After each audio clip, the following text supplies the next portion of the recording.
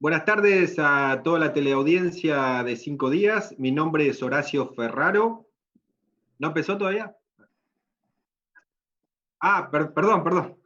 Buenas tardes a toda la teleaudiencia de 5 días. Mi nombre es Horacio Ferraro, yo soy director de Yesutic, una empresa dedicada a la banca de inversión, básicamente que comprende todo lo que tiene que ver con finanzas corporativas, fusiones, adquisiciones y reestructuraciones financieras. Estamos aquí en Buenos Aires, cumpliendo la cuarentena. Hoy es un día espléndido, un día de sol, alrededor de 20 grados, y en Asunción se encuentra Gustavo Pícola. ¿Cómo estás, Gustavo? ¿Cómo estás, Horacio? Muy bien. Acá también un día espléndido, sol radiante, alrededor de 23 grados aproximadamente. Estamos muy bien, arrancando nuestro segundo programa. Déjame contar que soy coach ejecutivo de ayuda a los líderes a mejorar su liderazgo, además de ser speaker internacional y docente. Así que un gusto volver a estar acá en este segundo programa.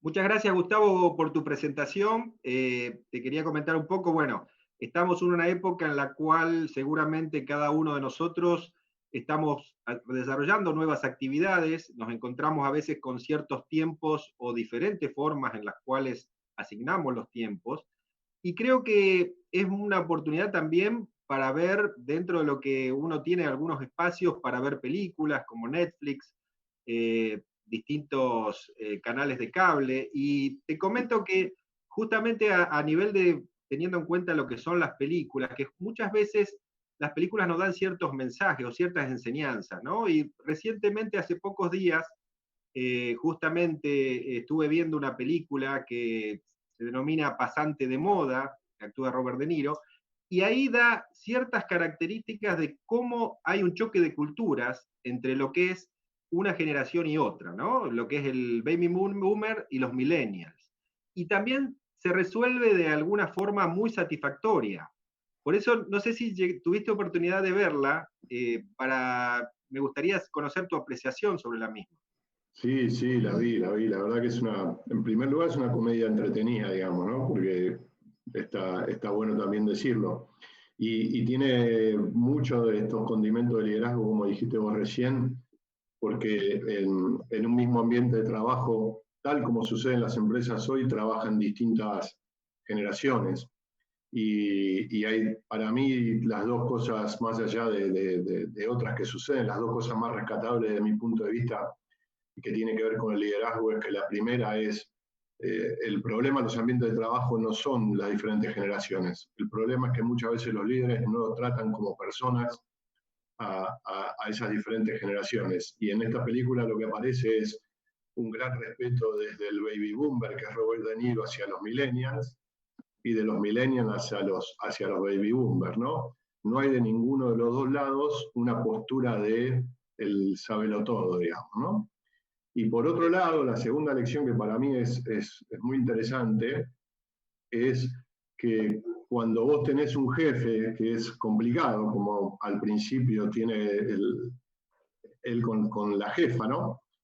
Cómo desde la proactividad de uno puede terminar incidiendo en el jefe, digamos, ¿no? Porque muchas veces lo que hacemos nosotros es, tenés un jefe malo y lo que haces es despotricar contra el jefe, y en realidad nos tratamos de buscar la vuelta para ser proactivos y ver cómo enfocarnos en las necesidades del jefe. Y esas dos lecciones me parecen maravillosas de la película. Claro, siempre es bueno tener un análisis crítico, ¿no? Y tratar de ver cuáles son los comportamientos que podrían ser saludables y aplicables en lo que es nuestra gestión, ¿no? Ya sea directiva o corporativa. Bueno, presentamos un poco el programa. Nuestro programa tiene el foco en lo que es estrategia y liderazgo. Básicamente, la idea es tener la conjunción de lo que es el desarrollo de las habilidades duras, que es la dirección y gestión de negocios, presentar y difundir las mejores prácticas, metodologías y experiencias dentro del ámbito profesional y empresarial.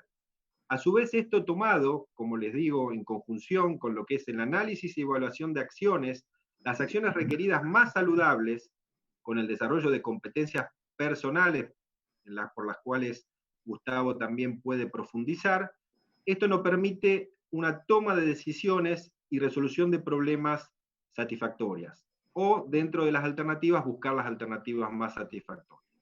También es digno de mencionar que nos enfocamos a lo que es la triple línea de resultados, básicamente teniendo en cuenta que las corporaciones inicialmente siempre tienen un fin económico, pero deben considerar lo que es la parte ambiental y social. Es decir, a eso estamos abocados. Hoy tenemos un tema que queremos compartir, que básicamente ahora les voy a introducir una placa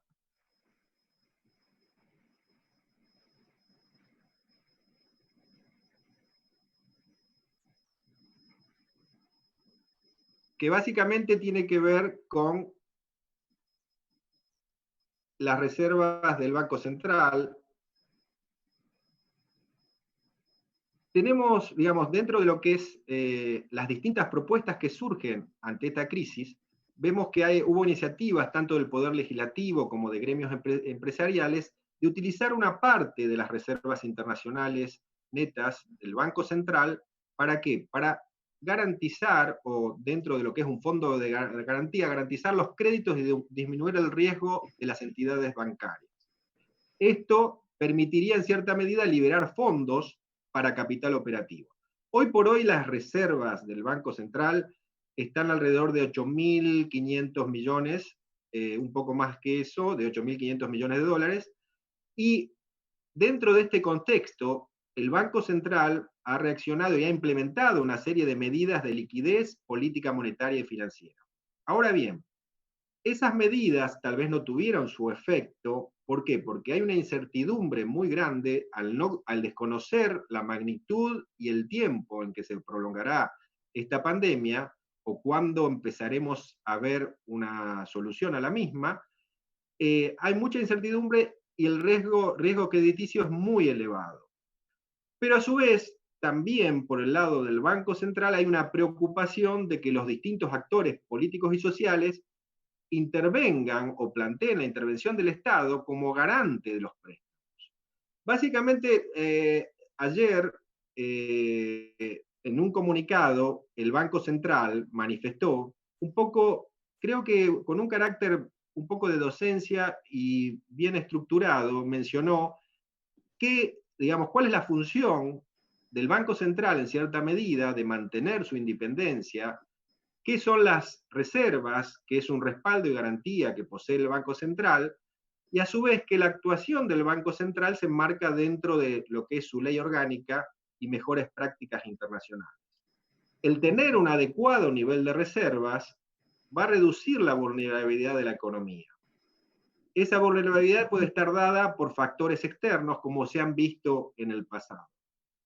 Y digamos, por último, mencionar cuáles son los efectos de la utilización de esas reservas. Vemos que ha ocurrido en distintos países que esa utilización de reservas ha provocado crisis monetarias, financieras y cambiarias por insuficiente cantidad de reservas, lo cual no le ha permitido enfrentar esas inestabilidades. A su vez, la utilización de reservas provoca inflación, desempleo, deterioro de la calidad de vida y pérdida de ahorros. Esto también conlleva que se afecten los fundamentos macroeconómicos que en la política, digamos, que ha tenido el Banco Central en el último tiempo, se ve una solidez en cuanto a lo que son los indicadores macroeconómicos. A su vez, menciona el Banco Central, le resta independencia, aumenta la percepción del riesgo de las inversiones y va a haber un impacto negativo sobre el costo del financiamiento. Por último, también menciona el tema de la inversión extranjera directa que se vería restringida. También creemos lo siguiente, todo lo que menciona el Banco Central tiene que ver con situaciones y crisis conocidas, financieras, monetarias, cambiarias, en las cuales se han dado estas estos efectos. Hay que tener en cuenta que nos encontramos ante una situación inédita que no sabemos hasta qué punto, digamos, va a haber que originar o crear otras medidas que resuelvan esta situación. Me gustaría conocer un poco tu opinión, Gustavo, sobre este aspecto. Sí, a ver, claramente lo que está haciendo el Banco Central, lo acabas de decir vos, ¿no? Está planteando una situación donde manifiesta lo que es la función del Banco Central en una situación de normalidad. Está claro que en situaciones normales el Banco Central debe ser independiente, debe cuidar las reservas internacionales, debe cuidar el sistema bancario y aún en crisis también lo debería hacer. La cuestión es pensar un poco en qué mundo nos estamos moviendo hoy a partir del coronavirus, ¿no? Entonces, nosotros como seres humanos tendemos siempre a buscar a resolver las cuestiones en función de lo conocido, ¿no? Y esto es los famosos modelos mentales. Pero la realidad es que estamos metidos en una situación donde el sistema nos plantea una situación, diría, caótica más que compleja. Y lo que los seres humanos hacemos cuando estas cosas suceden es tratar de ir a resolver en función de lo conocido, pero en sistemas caóticos no se puede resolver en función de lo conocido porque lo conocido posiblemente no funcione. Entonces me parece que acá hay que tratar de buscar, en esto que decíamos en el programa anterior, en función del beneficio mutuo, ver hasta dónde alguna parte u otra, no necesariamente es el Banco Central, ponerse tan exigente a veces puede generar otro tipo de inconvenientes, ¿no? Me parece que hay que generar un análisis en función de la búsqueda del beneficio mutuo, en lugar de... Me parece que no son momentos para ponerse en lugares tan estrictos, sino abrirse al diálogo y buscar ese beneficio. Sí, bueno, por eso, a estar dentro de un panorama desconocido, se presenta un poco la duda o la inquietud de decir, bueno, hay otras alternativas, cómo resuelven los países, o sea, lo que vemos que a nivel internacional se han tomado medidas de primer término, segundo término, o sea, y las medidas en forma continua son reclamadas por los distintos sectores, es decir, para mejorar, porque hoy por hoy, y sabemos, la economía ha caído tanto que hay sectores que no presentan liquidez y ya, digamos, se está cortando lo que es la cadena de pago. Pero bueno, un poco el planteo del tema es decir, ¿habrá otras alternativas? ¿Esto generará nuevos cursos de acción?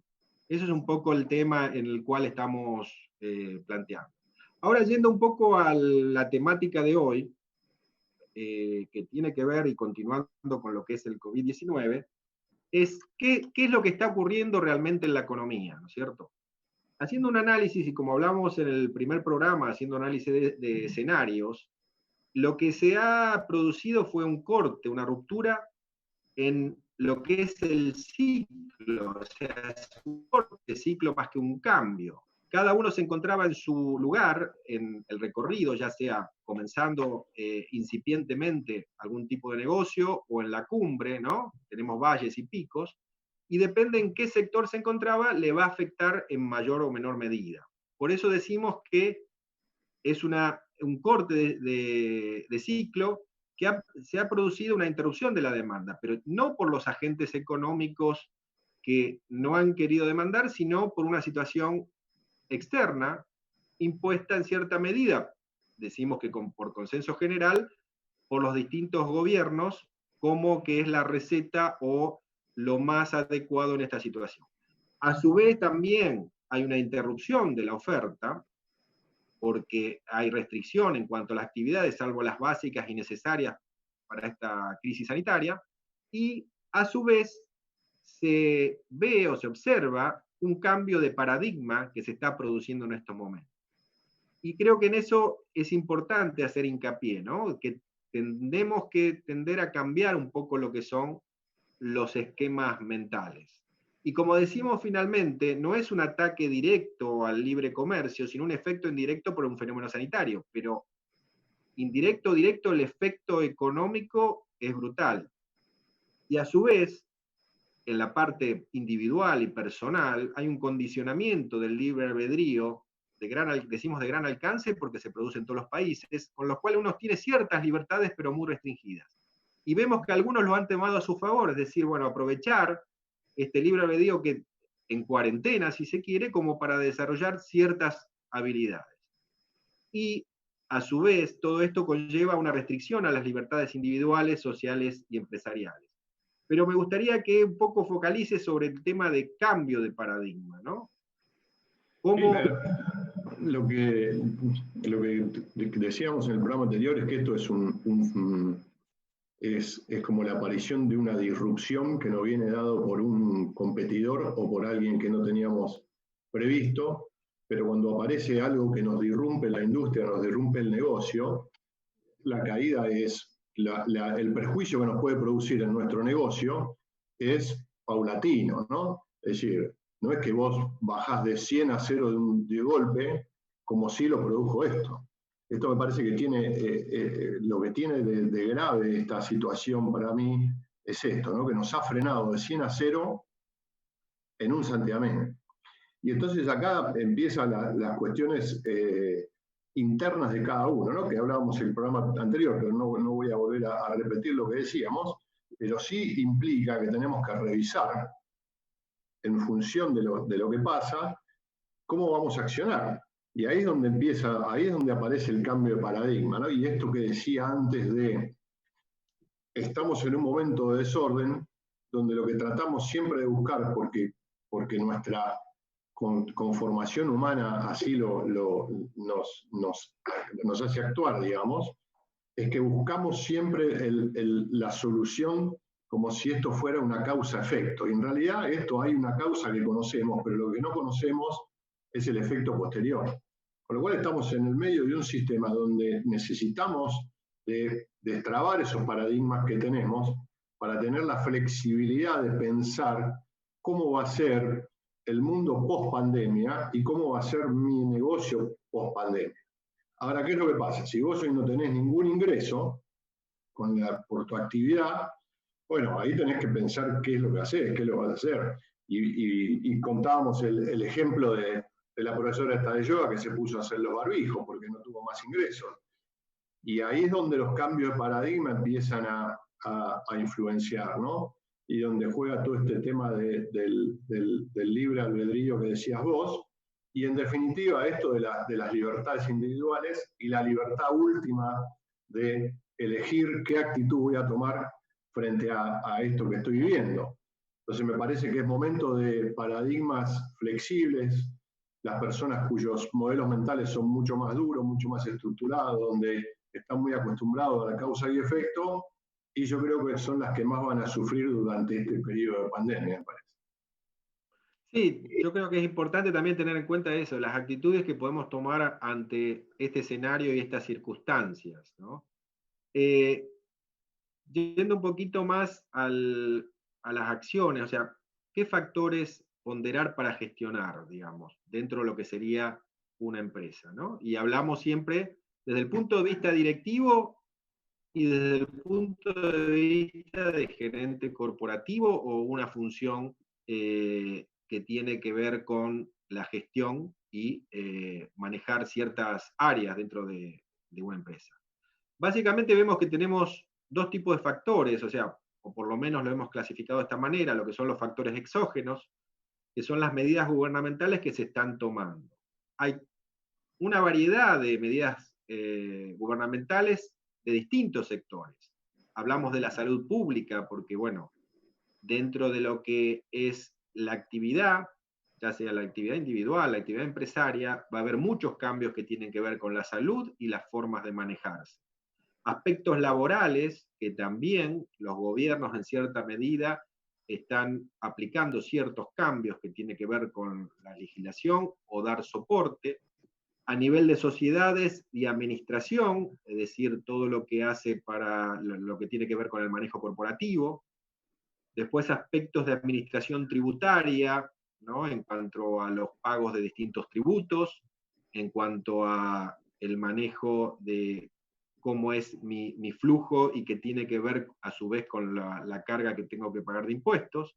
Aspectos financieros, que ya hemos visto que el Banco Central ha tomado medidas y los los distintos bancos también con sus acreedores. El tema es que, bueno, seguimos en un periodo en el cual no tenemos la certeza como para decir, bueno, lo mismo que mencionábamos antes con el tema de que se han en cierta medida facilitado cierta liquidez, se ha dado cierta facilidad o cierto, digamos, aflojamiento de lo que tiene que ver con los requisitos en cuanto a calificación de riesgo, pero al no saber cómo termina esta cuestión, es difícil cerrar algunas etapas.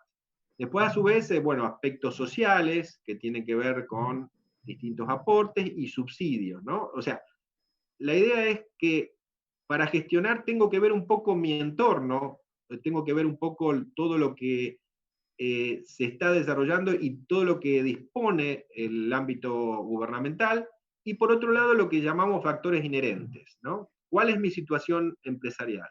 A partir del COVID-19 puede haber ciertas cuestiones, de hecho va a haber que modifiquen un poco los marcos regulatorios de las empresas. Hablando de marco que tiene que ver con la legislación que afecta específicamente a mi sector. A su vez, las prácticas habituales van a cambiar dentro de lo que es el sector empresario. Entonces, como estamos en una etapa de análisis y evaluación, es importante focalizarnos en estos aspectos. Dentro de lo que es también la participación del mercado, ¿qué participación de mercado estoy teniendo actualmente? ¿Qué participación antes de la pandemia? Y, digamos, cómo seducir también a nuestros clientes a nivel de, digamos, a nivel de oferta de mis productos. ¿Cómo me voy a mover desde ese punto de vista? Y ese es realmente muy relevante. Después, con respecto a la operación, ¿cómo estoy operando?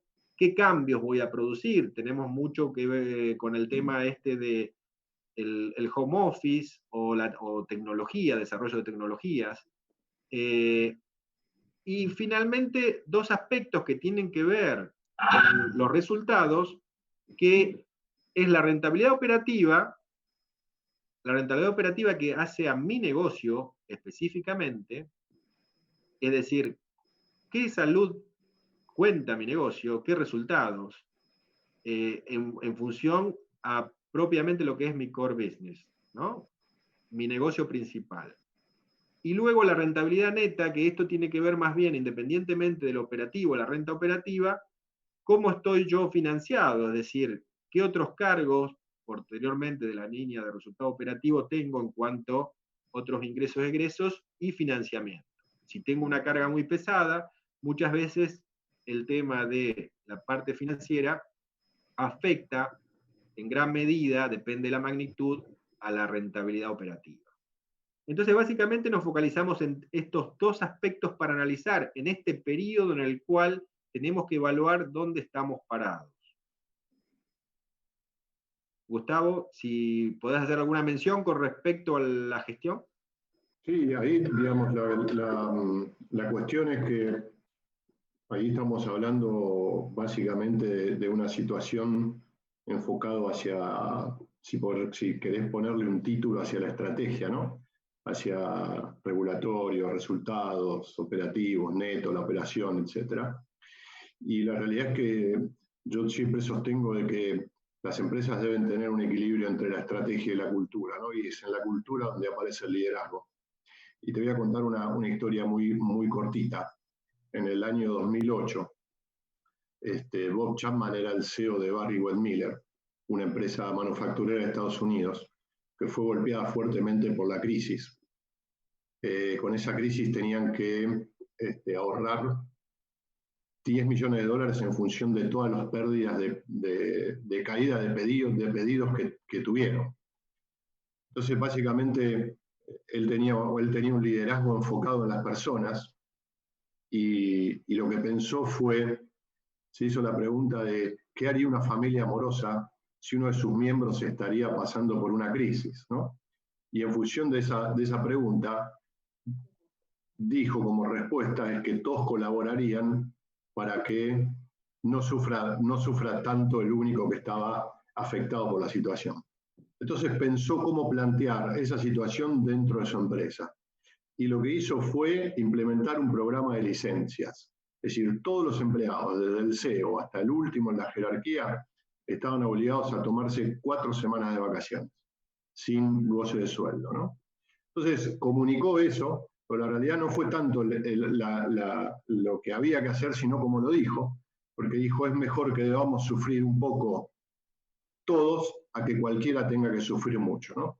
Entonces, a partir de ahí se generó una situación de solidaridad entre la gente, donde los que más podían, en lugar de tomarse 4, se tomaban 3, los que menos tenían se tomaban 3, para los que más tenían, pues en lugar de tomarse 3, se tomaban 5 semanas, porque eran sin goce de sueldo. Entonces generó una situación de solidaridad y eso generó que no solo ahorraran 10 millones de dólares, sino que ahorraron 20 millones de dólares. Entonces, lo que quiero decir con esto es que muchas veces nos vamos hacia el lado del resultado y hay que también pensar en la parte de la cultura. Y muchas veces volvemos a lo que decíamos antes, ¿no? En este sistema complejo, aquel que piensa como causa y efecto va a estar en problemas, ¿no? Entonces, la flexibilidad del pensar lo que va a hacer es que podamos abrir la cuestión hacia la cultura, hacia las empresas, y a lo mejor desde las empresas recibimos, desde las personas recibimos otra serie de ideas que nos puedan servir para paliar la situación. Yo creo que una de las cosas importantes en la continuidad de empresa es reservar los talentos, porque si después la empresa continúa y tengo que salir a buscar talentos, voy a tener 2 problemas, un problema financiero y un problema de salir a buscar talentos sabiendo lo que cuesta conseguir talentos y el tiempo que nos lleva, ¿no?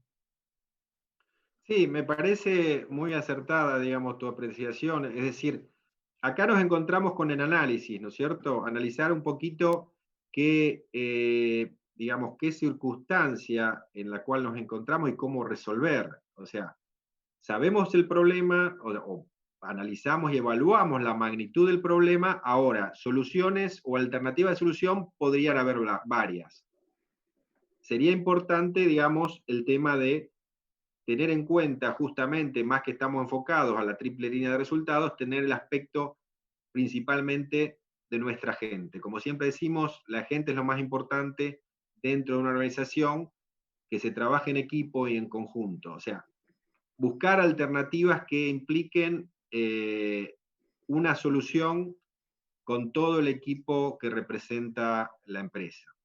Bueno, yo lo llamo equilibrar la cultura con la estrategia, porque Peter Drucker tenía una frase, dicen que es de Peter Drucker, que la cultura se come a la estrategia en el desayuno, digamos. Entonces, me parece que ahí está el equilibrio, ¿no? Sí, yo creo que sí, que tiene que ver un poco con el tema, digamos, claro, el tema cultural a nivel empresarial. O sea, tenemos que ver de manifestar o implementar una estrategia que también acompañe la cultura, digamos, ¿no? O sea, volcar esa estrategia en la cultura. Bueno, pero ya vamos a hablar en otros programas de esto, ¿no? Así que bueno, nosotros estamos llegando ya al final del programa. La idea es hacer mención de ciertos aspectos que tienen que ver con la realidad, con la actualidad. Hoy mencionamos justamente, teniendo en cuenta cuál es el contexto, mencionamos también cómo está viendo el mercado a nivel de distintas alternativas de solución y que vamos a seguir desarrollando, y también dentro de la empresa qué es lo que podemos hacer para gestionar y buscar las mejores alternativas y más saludables de solución. En los próximos programas seguramente también continuaremos desarrollando lo que es estrategia y liderazgo, y también compartiremos con algunos actores del ámbito nacional e internacional que se desarrollan en distintas corporaciones. Así que muchas gracias a todos, a toda la teleaudiencia, gracias Gustavo, y estaremos encontrándonos nuevamente este próximo viernes.